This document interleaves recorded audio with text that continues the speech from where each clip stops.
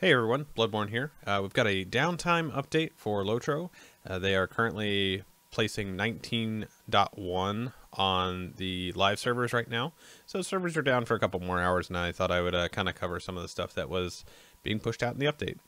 One of the big things that we are seeing is there's an adjustments being made to the PvP experience through the creep side. If you take a look at the patch notes, a lot of the corruption values have been increased, and even the max morale and base values have been increased as well. So all of the corruptions have been increased by at least 10%, and ones all the way up to mitigation have been increased by 30%. So there's some adjustments being there, and I'm kind of curious to see how that all plays out for people. Again, I don't go out to the moors or Osgiliath as much as I used to.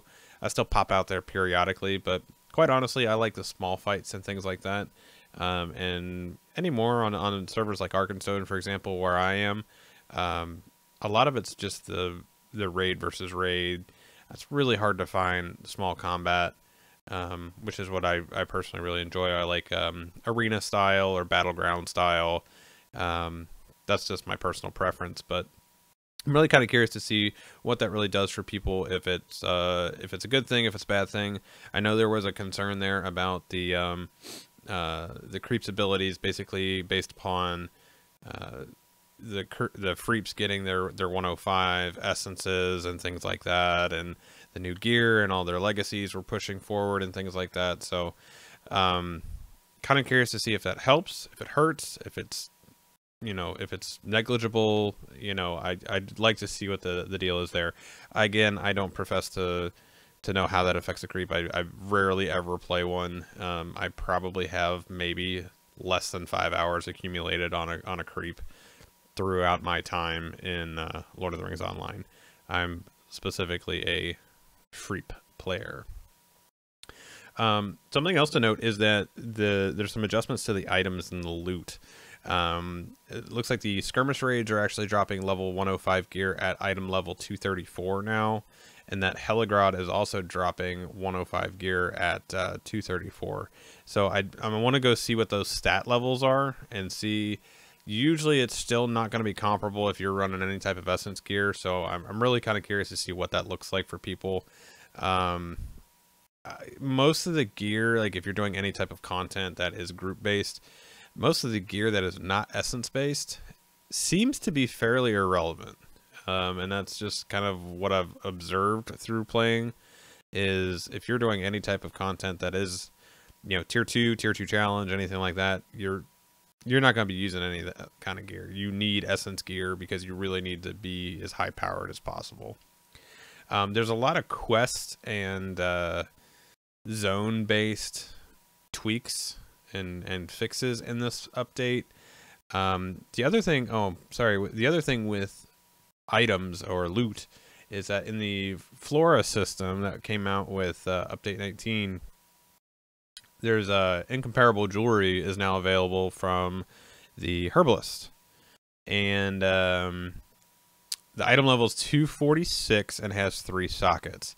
Now, I saw a little bit of complaining about this on the forums because it's essentially, kind of that caliber of raid jewelry, the good stuff, because you're able to put your 105 essences in there, and it doesn't require a lot of, it requires some effort, but not a lot of, it's not challenging to do, and you're still getting really good jewelry.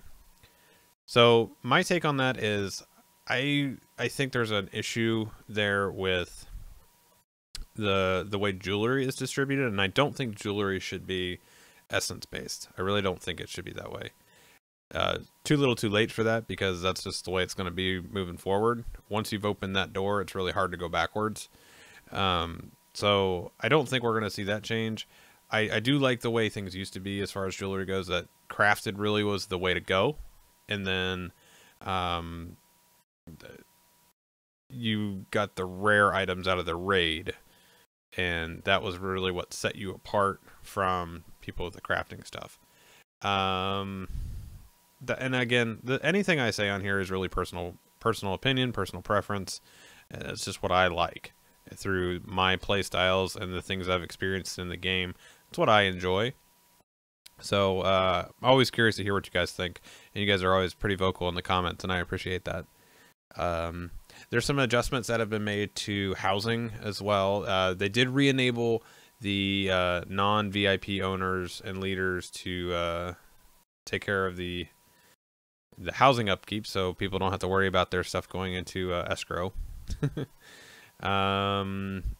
They fixed the vendor discounts in the Cape of Belfast, and a couple little typos and things like that, you know, typical dot update type of deals. The Bjorning, there's been Bjorning gear added to Echad Sirion in Mirkwood. I kind of want to go see just what it looks like. It might be a cool cosmetic. My guess is it's going to be a reskin of something else, though. Guardian's Mounted Combat Clash of Arms now properly states that it decreases the attack speed of its target.